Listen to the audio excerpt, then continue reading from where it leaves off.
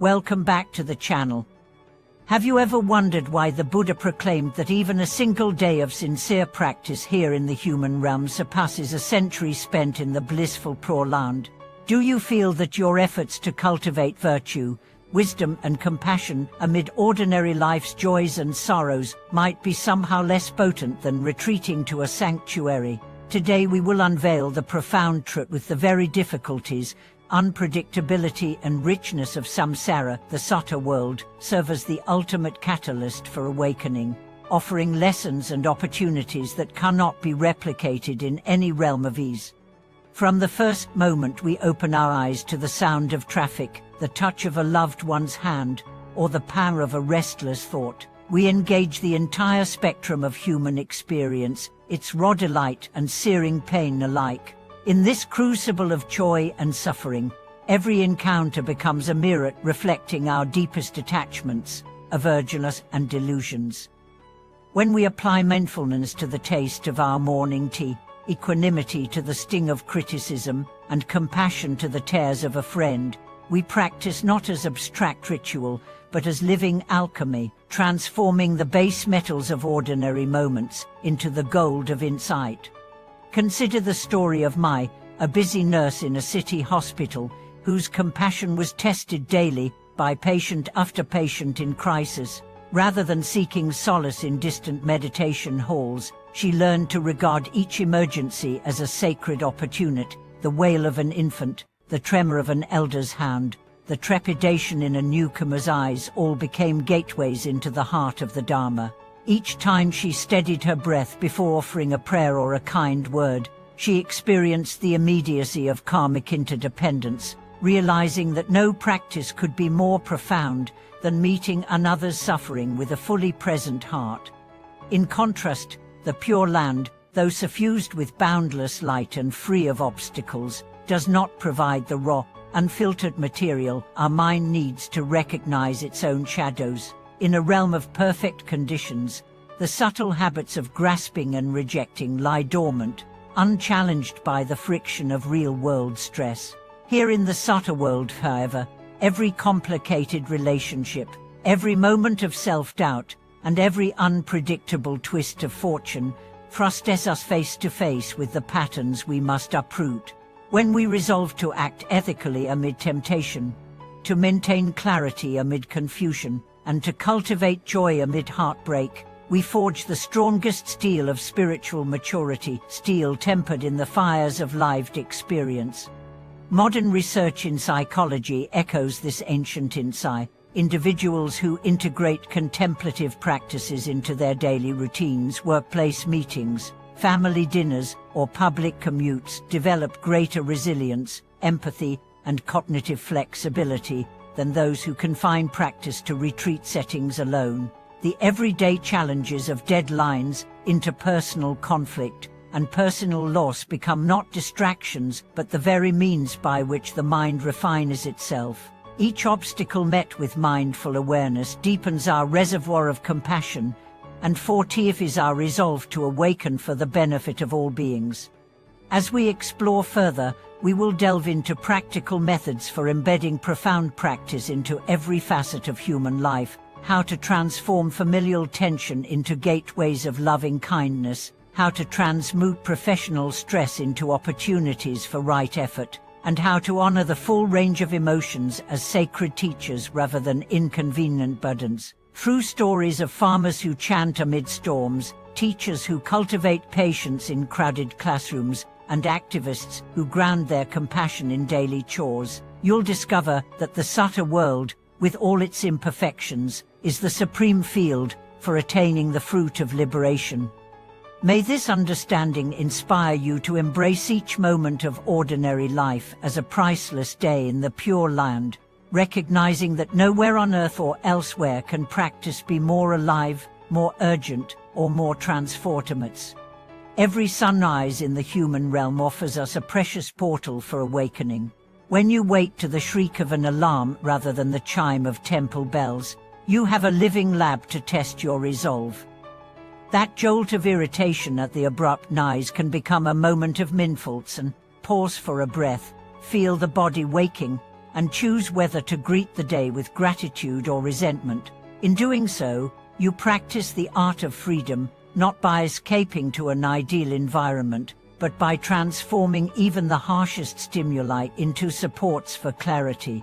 In crowded subways and bustling streets, the human world teaches us the subtle practice of equanimity under pressure. Imagine the crush of commuters during rush hour, each person driven by personal urgency. As you navigate that tide, you may notice impatience rising. Rather than tightening the chest and frowning, you can soften the gaze and lengthen your exhale, silently offering good wishes to everyone around you. Over time, what once felt like a trial becomes a ritual of compassion, as you learn to hold both your own discomfort and others' haste with gentle understanding. The workplace, too, becomes a rich field for training the mind. When deadlines loom and disagreements flare, the subtle world hands you immediate feedback on your habitual reactions. A harsh email or a curt comment can trigger the fight or flight reflex. Yet each interruption also invites you to pause, perhaps stepping away from the desk, closing your eyes for one clear breath, and returning with balanced attention. Such micro pauses race each moments of peace into even the most demanding schedules, reminding you that awakening need not be confined to retreat halls but can permeate every project, every conversation, every keystroke. Family life, with its endless shifting emotions and roles, offers some of the most challenging practice opportunities anywhere. A parent exhausted by children's demands, a spouse wounded by misunderstanding, a sibling tied to old resentment. As each of these scenarios can feel like heavy chains. Yet precisely here, the practice of loving kindness and deep listening flourishes. When you listen without formulating a reply, when you respond not from knee-jerk defensiveness but from the space of open heart, you transform domestic friction into a forge for genuine intimacy and healing. Even physical discomfort, illness, aging, or injury becomes an ally in the Sota world. Rather than turning away from pain, you can investigate its texture with mindful curiosity, noting its rise and fall, its shifting qualities. In this way, the body becomes a teacher, instructing you in the impermanence of sensations and the depth of your own resilience. The Buddha himself said that the body could be your womb for awakening, and nowhere is this more alive than when you meet pain with compassionate presence rather than fear.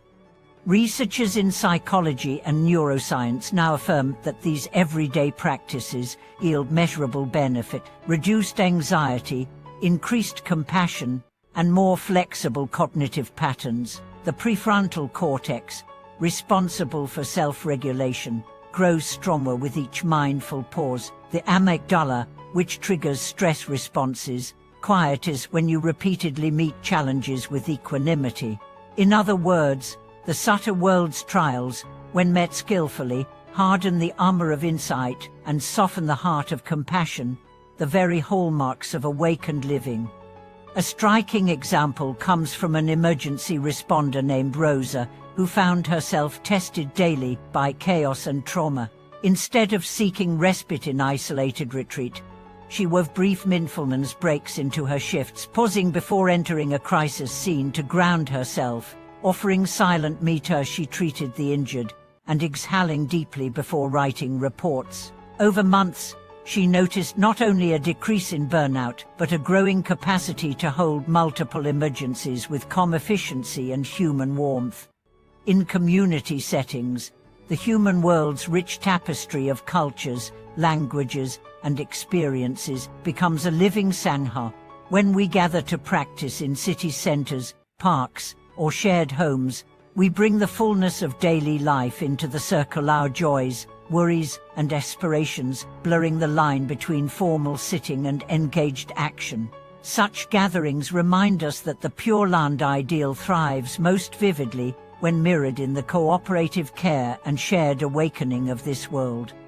Ultimately, each challenge faced here reinforces the power of the Buddhist prompts that liberation arises not in spite of samsara, but through samsara itself. By embracing every aspect of human life, its noise and its silence, its comfort and its pain as integral to the path, we realize that no realm offers more fertile ground for transformation.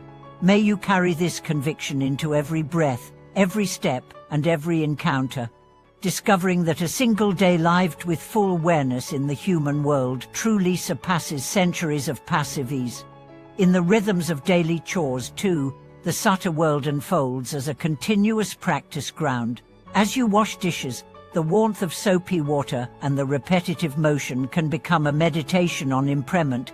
Each plate scrubbed and rinsed reminds you that forms arise and pass away without grasping.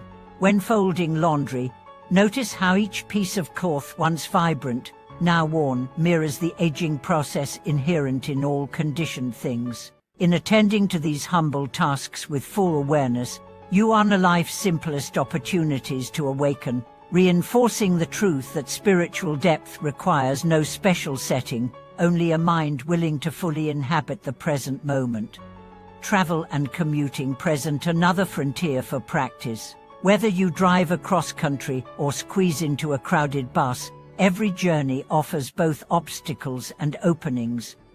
When traffic snarls or delays multiply, practice equanimity by turning each minute of waiting into a renewal of resolve. Feel your body relax, observe your thoughts without feeding frustration, and perhaps silently repeat a phrase of gratitude for the chance to practice. Over time, the irritation born of inconvenience transforms into an invitation, a door into the stillness that lies beneath surface agitation. Friendship and community life, woven of countless gatherings and farewells, also become sacred fields. In the warmth of shared meals, notice how laughter and conversation ripple through bodies and minds, dissolving isolation. At farewells, observe the bittersweet surge of attachment and loss, and practice releasing loved ones like petals carried on the wind, never denying affection, yet embracing the impermanence of every embrace. Each greeting and parting becomes a flash of insight, illuminating the dance of presence and absence that the Buddha so often pointed to. In moments of spontaneous joy, children's laughter, a sudden sunset, the spark of an unexpected kindness, we glimpse the Sutta world's unique gift, the capacity for wonder. By opening our hearts fully to life's beauty, we practice gratitude as a mirror of the mind's Buddha nature. Gratitude, when offered without clinging, becomes a bridge between the mundane and the innumerous, reminding us that every fleeting moment, when seen without the veil of expectation, reveals the splendor of what already is. Loss and grief, though painful, likewise serve the unfolding path. When a friendship ends, a job is lost, or mortality touches our circle, the rawness of sorrow can feel unbearable. Yet in that very crucible, we encounter the depth of our interconnection and the preciousness of each breath. By allowing tears to flow without resisting, naming, or stuffing them, we discover the open ground beneath our pain, a reservoir of compassion that binds us to all who suffer. In the pure release of grief, we practice the most unshakable presence, touching the heart of awakening. Even in the complexities of inner change, the human world challenges us to refine our intentions. When setting a goal, be it health, career, or relationships, notice the subtle dance between aspiration and attachment. Healthy ambition can inspire growth, yet clinging to outcomes breeds suffering. By balancing effort with surrender, working diligently while recognizing that results lie partly beyond our control, we cultivate both right effort and wise non-clinging, harmonizing action with acceptance. Finally, as the day draws to a close and the lights of the city flicker on, take a moment to honor the fullness of the human world you inhabit. Feel your body resting against the earth, your breath rising and falling with countless unseen life forces. Recall that every heartbeat, every thought, every encounter has been your teacher. In the vast tapestry of samsara, with its joys, sorrows, challenges, and wonders, you have found the supreme field of practice. Here, in the unpredictability and vibrancy of ordinary life, You awaken again and again to the boundless wisdom and compassion that shine most brightly in the very heart of the world we so often take for granted. Thank you for watching this video.